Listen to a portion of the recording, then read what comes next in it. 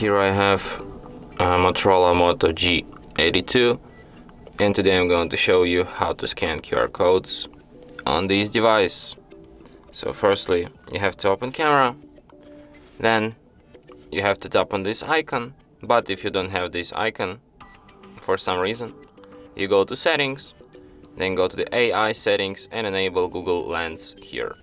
So when you have this feature enabled, you tap on this icon, tap open camera, allow, please, and now we can scan QR code. So let's scan, for example, this one. And as you can see, as soon as my camera spots this QR code, it suggests me to open the page, which is being encoded here. And that's how you can easily scan QR codes. And that's it. Thanks for watching. If you find this tutorial useful, don't forget to hit that like button and subscribe to our channel.